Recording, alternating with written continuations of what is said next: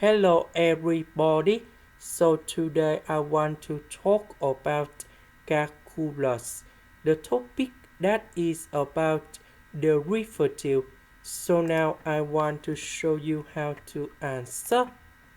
We can use about the power rule or the product rule of derivative.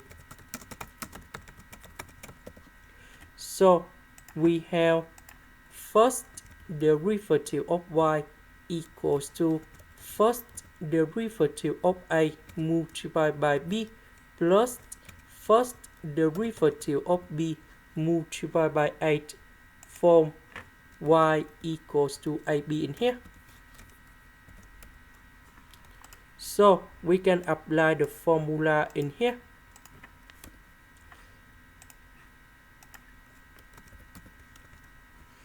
So we need to do first derivative of the square root of s multiplied by secant of s. Later that we need to do first derivative of secant of s multiplied by the square root of s. So this one we have 1 over number 2 with the square root of s.